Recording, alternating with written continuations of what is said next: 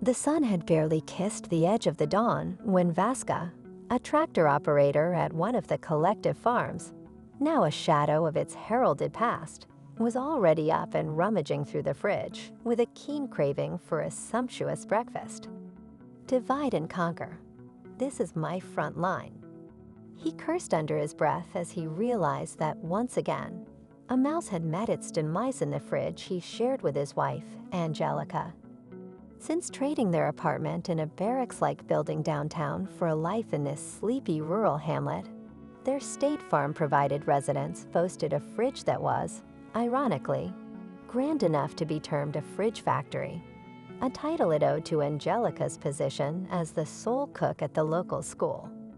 The school was modest in size, which made it manageable for Angelica to handle the kitchen solo.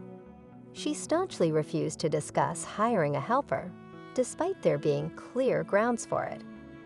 However, Vaska had lately begun to suspect that the time for debating had passed, and perhaps it was time to draft some shrewd aide into the culinary brigade. Otherwise, he couldn't account for the barren pantry. Just a short while back, their family pantry had been overflowing with provisions.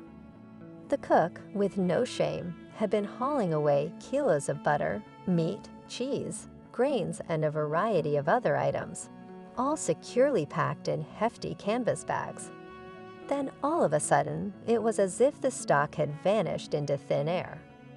This struck Vasa as fishy, but his wife merely quipped that a thorough inventory check was due, so she had reined in her own cravings while indulging the children more, eventually serving them cutlets with actual meat rather than just bread. However, Vasa knew his wife too well to be fooled. She was definitely hiding something. Maybe nothing major, but surely she could spare a bowl of soup and a school-style omelet for an honest, hard-working man. At this thought, Vasa fondly recalled his reliable source of extra income. Just last month, he had skimmed a couple of barrels of government diesel, which he quickly sold on the black market. Those always eager buyers were more than happy to pay cash for such goods. Indeed, it was a relief that the fertile Russian land had not grown miserly. A bit of resourcefulness could always yield a little extra. With a spring in his step, Vasa headed to the cupboard where he stored his hard-earned money. He unlatched the eagerly anticipated container, counted the neat stack of money, and then snapped it closed, donned his lubricated uniform, and exited his abode. The previous weekend, immediately following the fresh snow, he had been compelled to ferry Angelica into town using a tractor, fortunate that the village chairman wasn't around. He frowned upon Vaska commandeering state vehicles for personal errands. On this occasion, however, just as they were leaving the village, they were halted by traffic officers, and Vaska, lacking a permit, quickly thought on his feet.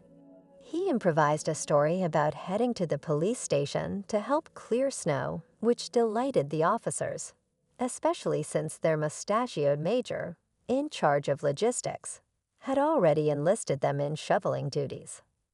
In no time at all, they were back on the tractor, plowing through the snowy path toward the city. True, the day included stops at malls for some shopping for his wife, and even a trip to the regional traffic police headquarters. But these were minor details. All these small detractions paled in comparison to what was to come. Soon, he'd be the proud owner of a vehicle from Avtovase, cruising comfortably around the village with his wife, much to the envy of their neighbors. Local women would be green with envy, marveling at how a mere chef could procure such a fine automobile. This not only bolstered his reputation, but also showcased his savvy in securing such a coveted asset. Soon, Vasily's expression turned grim once again. His aspirations receded into the depths of his mind, and he recalled his gnawing hunger and Angela's recent suspicious demeanor. She had become irritable and had displayed absent-mindedness and disregard for intimacy. The tractor driver was no fool, which prompted him to abruptly veer his tractor from its intended path of manure removal, and instead head straight for the school where his wife was employed. Rolling up to the modest, one-story gray brick structure, erected during the era of Comrade Stalin, Vaska expertly concealed the tractor from sight and, with a brisk trot, made his way towards a separate kitchen. His timing couldn't have been better.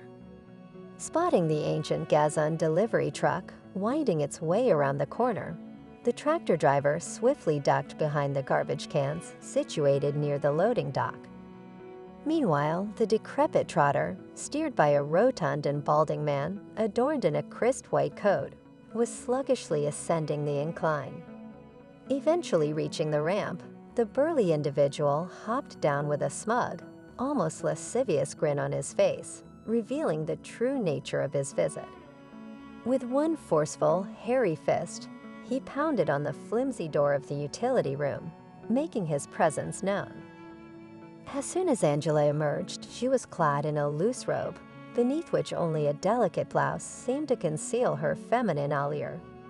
"Oh, Kolka, I've been eagerly waiting for you today. I've got breakfast ready except for some fresh bread for the kids. Unfortunately, there's been a mishap with the heating in the back room, and it seems Makarich has decided to take an extended break after the holidays. The director will come to fix it himself, but unfortunately, it won't be done today. I really don't want to be among the boilers. It's always crowded there, and heaven forbid they notify my Vasky. I don't want to lose my husband. I'm a passionate woman, and I can handle too." Angela laughed cheerfully as she kissed her lover, all the while cautiously glancing around. The wretched cuckold, seething with anger, sat hidden in his spot. He had discovered the reason for the cooling of affections between him and his wife. While she reveled in pleasure, he felt his own desires dwindling. Vasil longed to burst out of his hiding place like a mighty lion defending his mate from a foreign intruder, ready to assert his dominion. However, he restrained himself, for the amorous pair had just begun discussing the cause of his empty stomach. "Mom." The sound of his daughter's cry still echoed in his ears, tormenting his eardrums. "Mommy." The woman's head drifted from side to side on the pillow, as if caught in a tenuous dreamscape. Meanwhile, the bread truck driver's hands were ruthlessly kneading the culinary delights she had prepared. She mentioned to him that she'd set aside several boxes and bags filled with goods, ready for him to sell to his usual buyers at half price. "Kolya, you've got a real gem of an idea. My husband could practically starve. He's used to feeding off the kids' leftovers. But come summer, when we've saved enough, let's take a trip to Turkey. I'll tell my dolt of a husband that I'm visiting my mother in Siberia," Angela mused dreamily. With a mix of shyness and flirtation, she moved her lover's insistent hands away from her most intimate spots. But Kolya wasn't going to be deterred so easily. He yearned for her right then and there. Angela had to work hard just to get Nikolai to load the goods into the van first. The bread, too, found itself heading in the opposite direction. With a wistful glance at the chilly back room, she turned to her lover and suggested, "Shall we?" "Snap to it, or I'll freeze my most prized assets off." "Not a chance," laughed the burly man. "If I lose my tool of love, it's all over. Let's head to the car. It's perfect, and the bread's blazing hot, like a sauna." "Oh, Kalenka, you truly are a clever and chivalrous gentleman. You showed compassion for a poor woman and saved her from freezing," Angela exclaimed as she climbed into the truck. Her lover had thoughtfully prepared their love nest by tossing an old sheepskin onto the floor. Within a minute, the lawn was already rocking, but Vasil knew just what to do. Being a clever man, he wouldn't resort to violence against his rival. Instead, he would take a different approach. He wouldn't harm a fly. With a sly smile, he made his way toward the truck's cabin, where he could faintly hear the suppressed sighs of his wife and the grunts of the hard-working fat man. Opening the unlocked door, he released the handbrake, and the vehicle slowly gained speed, rolling down the street and colliding with a massive SUV owned by the village's sole private entrepreneur, parked at the end of the road.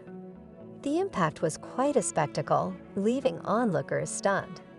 The SUV's owner rushed out of his booth, his pants around his ankles, rubbing a sizable bump on his forehead, fully aware of the magnitude of the collision. Both cars were severely damaged, and unfortunately, Vasil's mistress had twisted her slender ankle in the chaos. The entire village gathered to witness the incident. Even Vasily and his tractor joined the crowd. The tractor operator stared in silence as his half-dressed wife was carried into the waiting ambulance. She tried desperately to communicate something to him, but alas, it was in vain. A month had elapsed. Through the village, gliding effortlessly around bends, a gleaming Niva sped along, driven by Vasily. A triumphant grin spread across his face, as if his world had brightened significantly. Fondly remembered as his Angelica, she had been ousted from the school for pilfering state property. Her indiscretions laid bare with supplies from the school canteen, carelessly strewn along the street. The ensuing audit unearthed a massive deficit, which his disgraced wife was now compelled to repay. Overwhelmed by shame, she fled to the city, securing employment as a janitor. Her tainted past thwarted any chance of a better job.